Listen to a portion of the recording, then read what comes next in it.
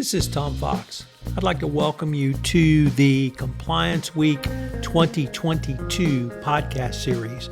Compliance Week is thrilled to be back 100% live and in person after 3 years apart. Back for its 17th year at Compliance Week National 2022, compliance, ethics, legal, and audit professionals will gain insights and make connections at the industry's premier cross-industry national compliance event, offering knowledge-packed, accredited sessions and take-home advice from the most influential leaders in the compliance community. In this podcast series, we will detail some of the speakers and what they will be discussing at the event and why they're attending Compliance Week 2022. I hope you will join me in attending this conference, and particularly this year when it's literally the first major compliance conference which will be held live since the pandemic began. We link to the conference in the show notes, and listeners to this podcast get a special discount, which is also listed in the show notes. I hope to see you in May at Compliance Week 2022. In this first episode, I discuss why I'm attending Compliance Week 2022 and why I think you should as well.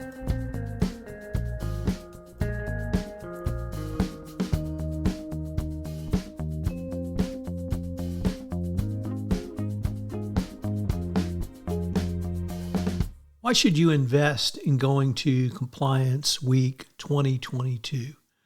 Well, the number of panelists, the number of speakers, the keynotes are obviously just going to be fabulous. We have keynotes from two SEC commissioners, Hester Pierce and Allison Herron, facilitated by Ken Joseph, the managing director at Kroll.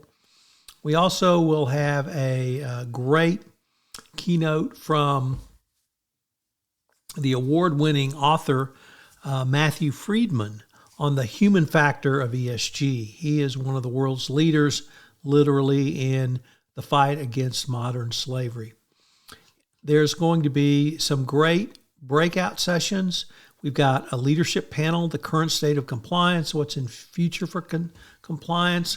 We have a panel on women in compliance and how they can expand participation of females through greater implementation of the journey and the path ahead in compliance. I'm really looking forward to that one.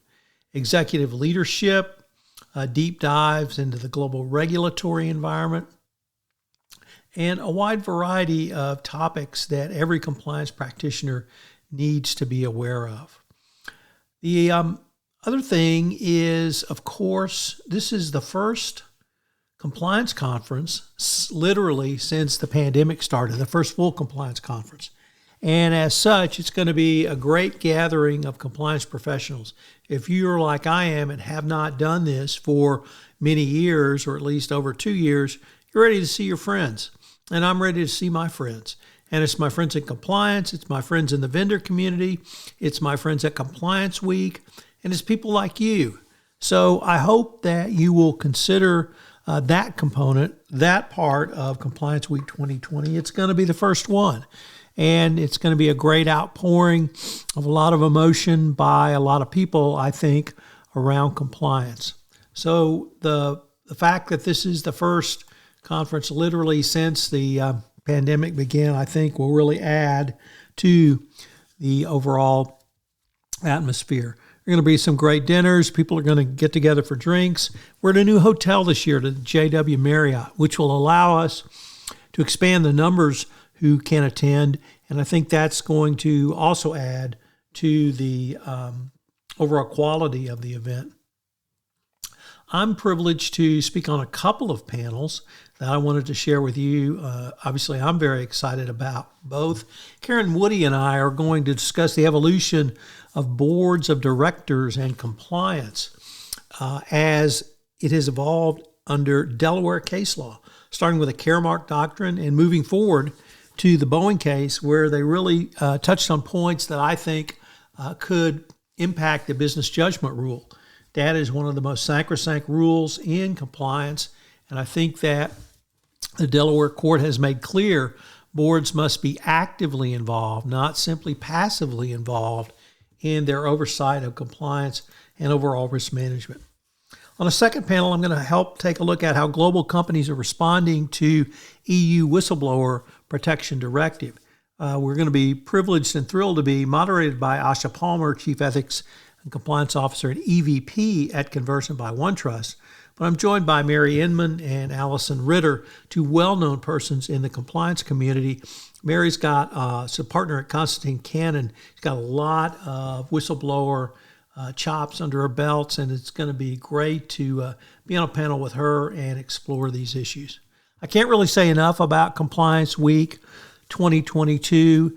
The fact that it's the first one coming out of this pandemic, I think alone makes it worthwhile. But these panels, some of the speakers, some of the SEC commissioners, and other dignitaries at the event will make it one that I think everyone will remember for a lot of different reasons.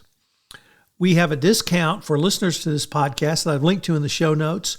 Also, we have registration and other information available in the show notes. So I hope you will check all of that out. But most importantly, I hope you will join me at Compliance Week 2022.